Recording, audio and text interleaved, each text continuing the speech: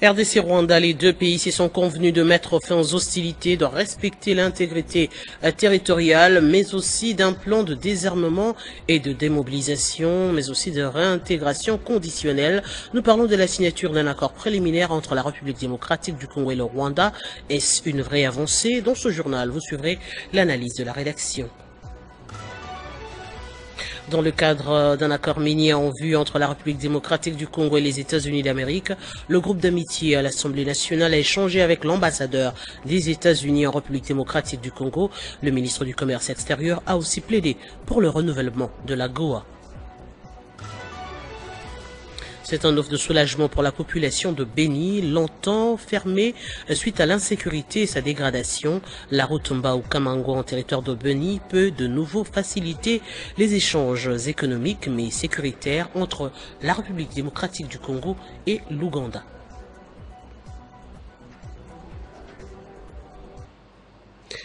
Merci de nous renouveler votre confiance. Bienvenue dans ce journal à la une. Signature d'un accord préliminaire entre la République démocratique du Congo et le Rwanda. Les représentants de Kinshasa et Kigali ont paraphé le texte d'accord qu'ils ont âprement discuté et qui n'attend que la signature entre les deux gouvernements. Il devra intervenir le 27 juin à Washington. Les deux pays se sont convenus de mettre fin aux hostilités, de respecter l'intégrité territoriale, mais aussi d'un plan de désarmement, de démobilisation et réintégration conditionnelle. Est-ce une vraie avancée? Suivez ce commentaire de Jean-David Kilolo. Les négociations préliminaires entre la République démocratique du Congo et le Rwanda à Washington débutées en avril 2025 sous la médiation des États-Unis et du Qatar ont abouti à la signature d'une déclaration des principes le 25 avril dernier, puis à un projet d'accord de paix paraphé le 18 juin 2025. Avec une signature officielle prévue le 27 juin de la même année. Cet accord prévoit le respect de la souveraineté et de l'intégrité territoriale.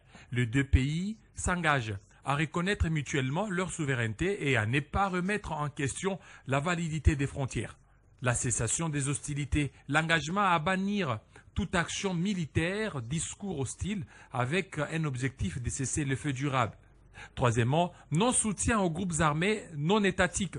Les deux parties s'accordent pour cesser tout soutien militaire à des groupes comme les M23 pour le Rwanda ou les FDLR pour la RDC, bien que ces groupes ne soient pas explicitement nommés dans le texte. La coopération économique régionale, la promotion du commerce, notamment dans les secteurs miniers, avec un accent sur le traitement légal des minerais extraits en RDC via le Rwanda pour affinage et exportation.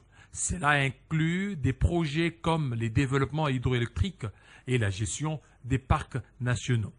Le soutien à la MONUSCO, engagement à collaborer avec les forces internationales, notamment la mission de l'ONU en RDC pour stabiliser la région. Les États-Unis d'Amérique, sous Donald Trump, cherchent à stabiliser la région pour sécuriser l'accès aux ressources minières stratégiques, actuellement dominé par la Chine. Le Qatar joue un rôle complémentaire, notamment dans les négociations avec les M23 à Doha.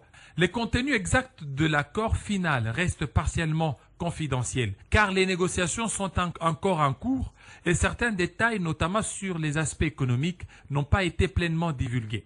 Les sources indiquent que les trois accords, un accord de paix et deux accords économiques bilatéraux avec les États-Unis, sont interdépendants, mais leur finalisation dépend de la volonté politique des parties. L'accord vise à instaurer la paix dans l'est de la RDC via un cessez-le-feu, les retraits des troupes rwandaises, les désarmements des milices et une coopération économique centrée sur les minéraux, mais sa mise en œuvre reste incertaine face aux tensions persistantes et aux critiques sur son opacité.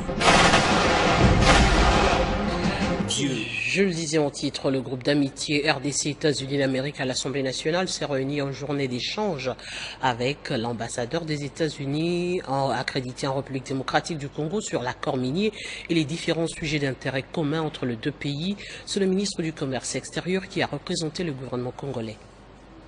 Ce groupe d'amitié RDC-États-Unis d'Amérique à l'Assemblée nationale réunit d'une part 82 députés nationaux et de l'autre l'ambassadeur des États-Unis en République démocratique du Congo. Ce cocktail de rencontres et d'échanges sur les relations entre les deux nations s'est retrouvé devant le gouvernement représenté par le ministre du Commerce extérieur, Julien Paluku, qui a invité ce groupe d'appuyer le plaidoyer de la République démocratique du Congo pour le renouvellement de l'AGOA, cette loi américaine qui permet aux pays de l'Afrique subsaharienne d'exporter leurs produits vers les États-Unis d'Amérique sans paiement des droits de douane. Objectif, accroître le volume des échanges commerciaux. Je dirais que, Madame l'ambassadrice, vous considérez ces groupes d'amitié comme une task force importante qui porte la voix de la RDC parce que ce sont des élus qui représentent des voix des millions de Congolais.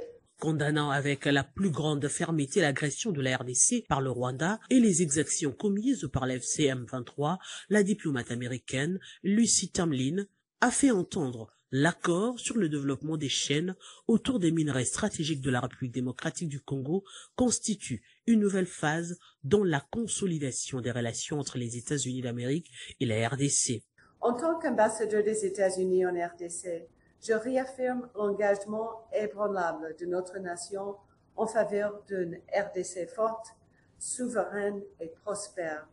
Une RDC qui joue un rôle de premier plan dans sa région et qui est une source d'inspiration pour tout le continent. De son côté, Joseph Bangakia, président du groupe d'amitié RDC-États-Unis d'Amérique, a plaidé pour un partenariat gagnant-gagnant. Comme Assemblée nationale, nous aurons un grand rôle à jouer dans la mise en œuvre des différents accords sus-mentionnés. Car en effet, l'Assemblée nationale devra ratifier ces accords et l'Assemblée nationale devra voter les lois nécessaires pour la mise en exécution de ces accords. Après échange, des prix d'excellence ont été remis au président de la République pour les efforts sans relâche de paix qu'il ne cesse d'entreprendre, et c'est là entre les mains du ministre Palou. Le même prix a aussi été remis à l'ambassadeur des États-Unis en République démocratique du Congo. Et dans l'actualité, toujours le ministre Constant Mutamba n'est plus membre du gouvernement souminois. Il a officiellement remis sa lettre de démission au président de la République, à qui il a rappelé ses réalisations et les réformes engagées pour guérir la justice de sa maladie. Mais malheureusement, ces progrès ont été freinés par les conservateurs hostiles, dénoncent-ils, auprès de Félix Tshisekedi. Ça n'est fini pour Mutamba. Il ne fait plus partie du gouvernement. Il a fait ses adieux au président de la République dans un long courrier où il a totalement vanté son passage à la tête du ministère de la Justice. Son départ n'a presque fait réagir aucun membre du gouvernement et personne d'entre eux, ni la première ministre, ne s'est prononcé sur l'affaire, ni a tenté de prendre sa défense. Seul contre tous, Constant Mutamba a dit être prêt à affronter ses bourreaux. Des conservateurs hostiles aux réformes courageuses qu'il a entreprises, explique-t-il. Ces réformes, d'après le garde des Sceaux, c'est entre autres la réhabilitation des veuves, des orphelins, des pauvres et riches dans leurs droits injustement confisqués par les plus puissants. La redynamisation du guichet unique des créations d'entreprises permettant désormais de créer une entreprise en 2 jours. La mise en place d'un système de gestion informatisé et numérisé, des procédures judiciaires au profit des juridictions de commerce. La bancarisation des frais du secteur de la justice ayant contribué à la multiplication des recettes du secteur. Le désengorgement des prisons et l'amélioration des conditions de vie des détenus ayant stoppé l'hémorragie par étouffement. La création et la distribution des sceaux officiels aux institutions et organismes publics. L'identification des pasteurs de l'Église par la remise des permis d'exercice des cultes. Les consultations populaires et les journées portes ouvertes permettant aux justiciables de s'exprimer. Pour Constant Mutamba, ces réformes ont été réalisées à la grande satisfaction de la population et à celle du président de la République et ont permis de restaurer la confiance des citoyens envers la justice. Le ministre a aussi rappelé combien il a raté d'être empoisonné ou se faire assassiner par le fait de ses détracteurs. C'est la tête haute et sans regret que Constant Mutamba a dit remettre sa démission au président de la République afin de faire face au complot politique dont s'est revendique le ministre des Affaires étrangères rwandais qui a jubilé à travers un tweet, dit Constant Mutamba. Longtemps fermée suite à l'insécurité et sa dégradation, la route Mbao-Kamango en territoire de Béni peut de nouveau faciliter les échanges économiques et sécuritaires entre la RDC et l'Ouganda. Cela grâce aux efforts du gouvernement de l'État de siège instauré au Nord Kivu par le chef de l'État afin de restaurer l'autorité de l'État dans ce coin du pays. Quelques mois après le début des travaux de réhabilitation, le trafic a repris avec comme conséquence positive l'installation progressivement de la sécurité. Nord Kivu, la route Mbao-Kamango, longue de plus ou moins 80 km, une ouverture de plus de la RDC vers l'Afrique de l'Est via le poste frontière commun de Nobili entre la République démocratique du Congo et l'Ouganda. Impraticable depuis plusieurs années et fermée suite à l'activisme du terrorisme de l'ADF, cette route à terre bâtie est de nouveau praticable et rouverte au trafic à la grande satisfaction des usagers.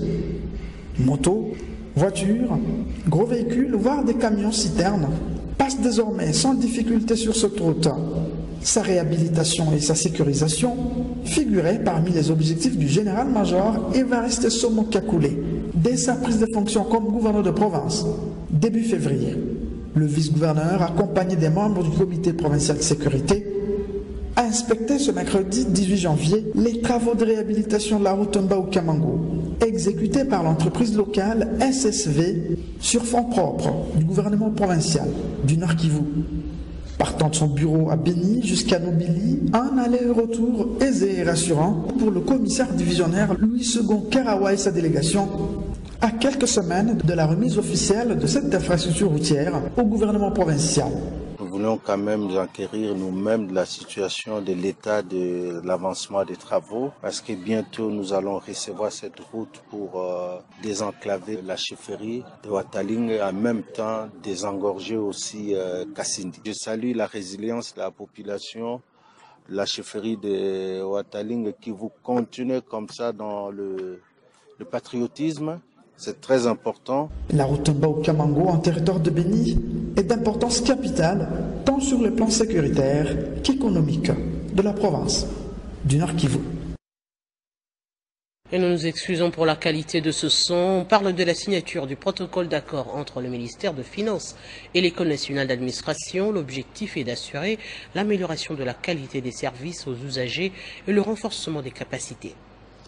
C'est une cérémonie sobre, mais très significative pour le structure, l'équipe projet du ministère des Finances et l'École nationale d'administration. La raison, c'est la signature d'un protocole d'accord entre ces deux institutions, dans l'objectif, entre autres, de renforcement des capacités et assistance technique. Ce jour de la signature d'un protocole d'accord entre l'équipe projet, le ministère des Finances et l'École nationale d'administration, autour d'un certain nombre d'axes, dont principalement le renforcement de capacité que l'ENA va assurer au profit du personnel de l'équipe projet. C'est un partenariat que nous voulons gagnant-gagnant. Après cette signature, la prochaine étape devrait être la mise en œuvre. Ces protocoles d'accord, c'est veut être fructueux pour ces deux institutions. Et comme vous le savez, l'ENA, c'est une école de référence dans notre pays. Nous apprécions l'impulsion donnée par le directeur général depuis sa prise de fonction. Et nous connaissons bien l'École nationale d'administration puisque j'en suis aussi le fruit de l'ENA. Et nous avons pensé que pour une formation de qualité, pour avoir un personnel à même de réaliser efficacement les tâches, donc on devrait conclure ce partenariat et que nous souhaitons vraiment que ça soit fructueux et bénéfique pour nos deux structures. Cette cérémonie est la matérialisation de la vision de mettre ensemble une volonté commune dans la dynamique de l'amélioration du rendement et des qualités des services offerts aux usagers. Destitué de manière controversée alors qu'il était en convalescence, l'ancien président de l'Assemblée provinciale du Sud, Ubangi Martinien Ngandakwe, se trouve actuellement à Kinshasa. Il a saisi le parquet général près la Cour de cassation, sollicitant le rétablissement de ce qu'il qualifie de violation de l'ordre constitutionnel. Un de ses proches, que vous entendrez dans un instant, accuse certains députés provinciaux d'avoir falsifié la signature de Martinien Ngandakwe pendant sa maladie pour faciliter sa destitution. La République démocratique du Congo est un État de droit qui est fondé sur des textes législatifs. Et au niveau de l'Assemblée provinciale du site Ubangi, il y a eu des textes et règlements intérieurs qui régissent ces institutions. Et dans ces règlements, il est prévu que la majorité doit occuper les postes de la présidence et les autres postes du bureau, et l'opposition doit occuper les postes de rapporteur adjoint. Mais curieusement, après les élections, le président Ngandakwe a été élu à la majorité de cette institution pour gouverner l'Assemblée provinciale du site Ubangi. Peu après, son état de santé s'est dégradé et en étant malade, en étant de convalescence, il va être invité par ses collègues députés du sud d'Ubangi dans un bureau où on l'obligea de pouvoir soumettre sa démission. Alors, ce dernier n'était pas prêt pour le faire. Malheureusement, il a été surpris que sa signature a été confectionnée par ses collègues et nous allons apprendre à travers les réseaux sociaux qu'il faisait déjà l'objet de démission. Et cette façon d'agir, les collègues députés qui sont censés respecter les règles, les normes, nous sommes dans un état de droit, nous a inquiétés et raison pour laquelle nous sommes aujourd'hui ici avec la victime pour déposer la plainte devant le parquet général près la Cour de cassation pour que ces derniers se saisissent de l'affaire et puissent rétablir l'ordre public troublé au sein de cette institution, qui est une institution démocratique et qui représente le temple de la démocratie, et remettre également la victime dans ses droits les plus légitimes.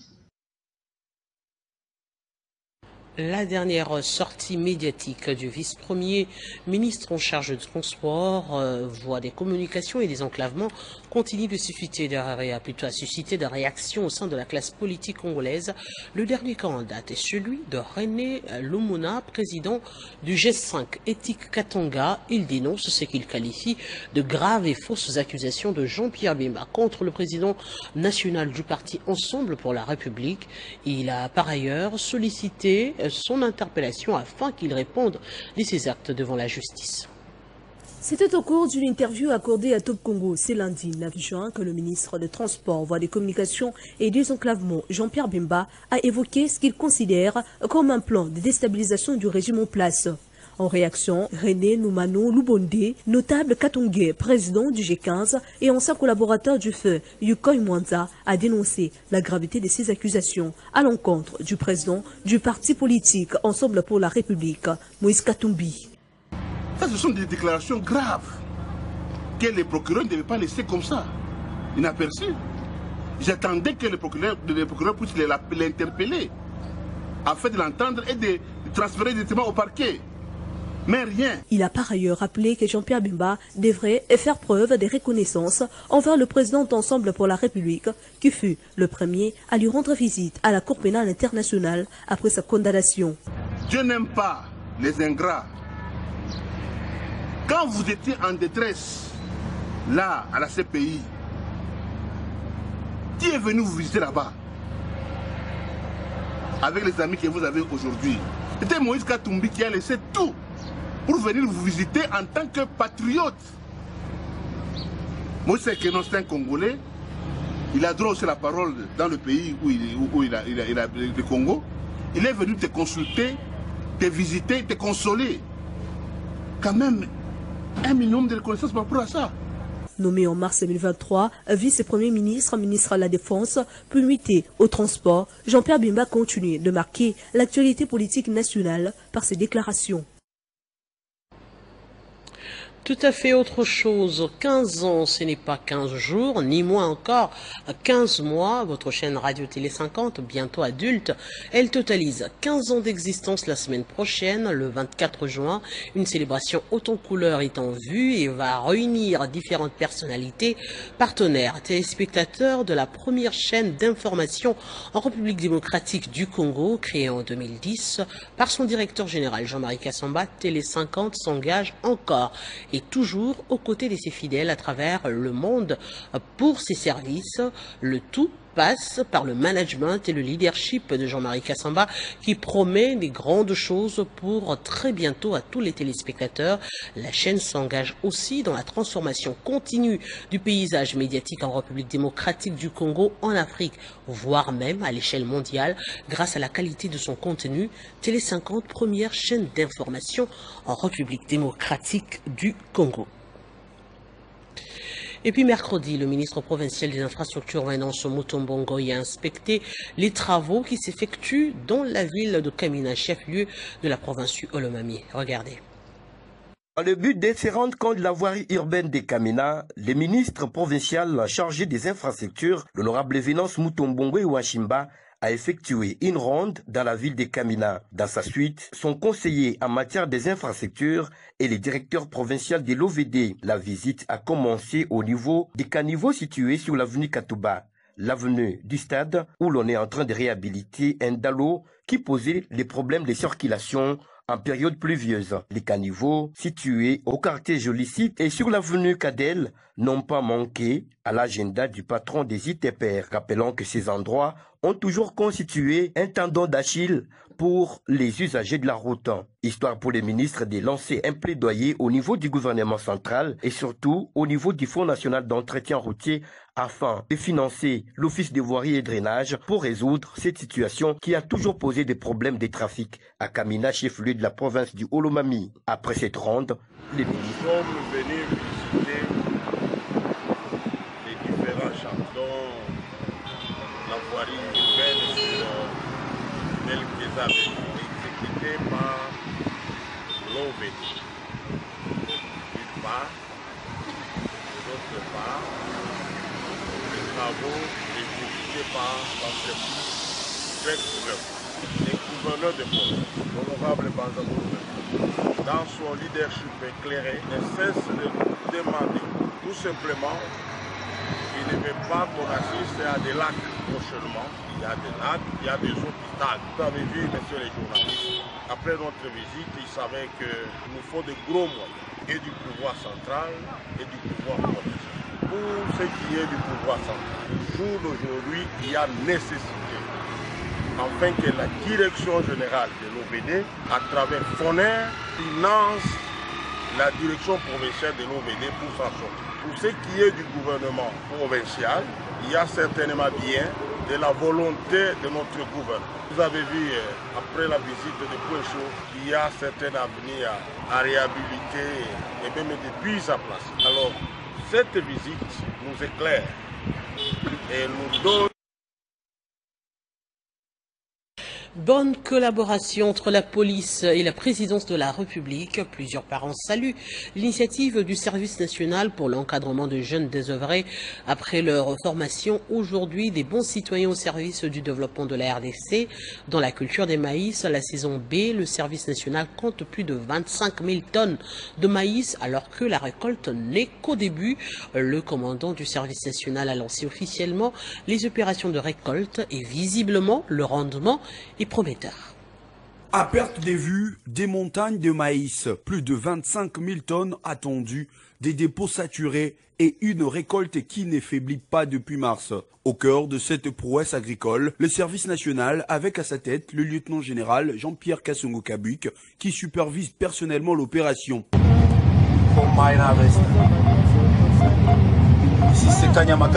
Le drapeau national, hissé au sommet de cette abondance, n'est pas qu'un symbole, c'est un message de souveraineté, d'autosuffisance et des disciplines productives. Ce qui se passe à Kanyama-Kasese est tout simplement incroyable, un modèle à suivre pour tout le pays. En plus, Kanyama-Kasese, ce n'est pas qu'un centre agricole, c'est un laboratoire de la Renaissance nationale. Grâce au service national, d'anciens marginaux deviennent des bâtisseurs, des semeurs d'avenir. L'indépendance commence par l'autosuffisance, la souveraineté se cultive. À nous de généraliser ce modèle. Eh bien, prenons la direction du Royaume-Uni où un étudiant chinois âgé de 28 ans a été condamné à une prison à vie ce jeudi par la justice britannique pour avoir drogué et violé 10 femmes à Londres et en Chine entre 2019 et 2023. Zenao Zhu, étudiant en doctorat avec à la prestigieuse University College London, avait jeté son dévolu sur des jeunes femmes chinoises rencontrées via des applications de rencontres, les invitant dans son appartement sous prétexte de prendre un verre ou d'étudier avant de les droguer et de les agresser en utilisant des caméras cachées ou portatives pour filmer ces viols, gardant les images et parfois les effets personnels de ces victimes comme souvenirs, qualifiés de prédateurs sexuels par le juge, plutôt la juge Cottage. Il est condamné à la perpétuité avec une peine minimale de 22 ans. Revenons au pays pour parler sport. Le ministre Didier Boudimbo a annoncé pour bientôt la fermeture du stade de Martyrs pour des travaux de grande envergure en prévision des éliminatoires de la Coupe du Monde. L'annonce a été faite au cours de la visite surprise organisée ce jeudi dans les installations du stade de Martyrs. Soucieux de la prise en charge salubre du stade de Martyrs, le ministre de Sport et Loisirs effectue une descente surprise dans l'après-midi de ce jeudi. Rejoint à l'entrée du complexe omnisport du stade de Martyrs par son gestionnaire Dadoué També, maître Didier Boudimbo s'est intéressé aux travaux de ce jardinier avec qui il a échangé quelques mots. Il y a un grand contraste, saleté à boutique, saleté, ça n'a pas de sens. Et qu'on est là-bas. Sous un œil piquant, le ministre des Sports, rejoint cette fois par certains membres de son cabinet, a fait la ronde du stade. Question pour lui de s'enquérir de l'état actuel des installations de ce temple du football congolais, notamment les tribunes. Maître Didier Boudimbo a insisté pour qu'on ouvre les installations hygiéniques. C'est vrai qu'il y a des endroits où ils doivent travailler, mais il y a des endroits aussi où le travail est bien fait. Et il y a eu aussi un problème de personnel, un problème de moyens. On va remédier à ça. En quittant ici, je monte au budget aux finances pour voir comment ils peuvent nous prêter main forte pour qu'on arrive à trouver des solutions. Et il y a d'autres endroits, même à l'extérieur, ce n'est pas la responsabilité du stade, c'est la responsabilité de la ville. Donc on a quand même pu voir, la ville, le gouverneur a déjà envoyé ses ouvriers qui sont en train de travailler du côté triomphal parce que c'est l'emprise de la responsabilité de la ville. À l'intérieur du stade, on a essayé de faire quelques toilettes au hasard comme ça. Je vois qu'il y a une certaine maintenance, mais il y a des endroits où on doit encore rectifier le tir parce que comme on reçoit un grand match au mois de septembre, on aimerait que tout soit bien en fait. La tribune presse a également reçu la visite du ministre de Sport qui a ensuite été conduit à l'entrée 2 du stade de Martyrs d'une prise en charge d'une sécurité optimale de cette enceinte est déjà effective avec l'installation de ce rideau métallique. Et pour garantir la sécurité, l'installation de ces rideaux métalliques s'avère plus que salutaire en vue de maintenir salubre l'enceinte du stade de Martyrs. Venons-en à présent au rappel des principaux titres.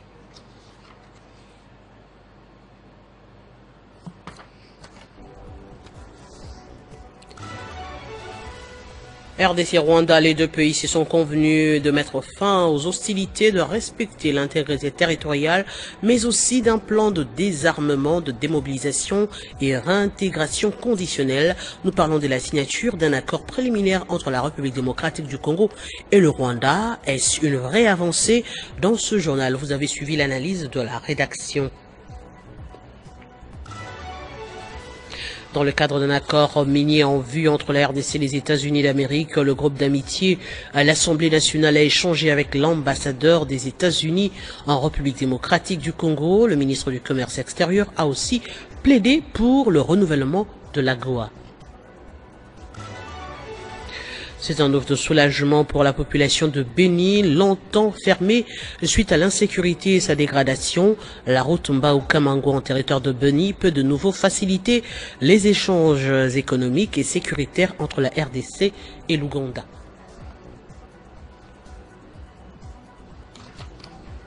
Mesdames, Messieurs, ce journal est complètement terminé. À tous, merci de l'avoir suivi. À très bientôt sur Télé 50.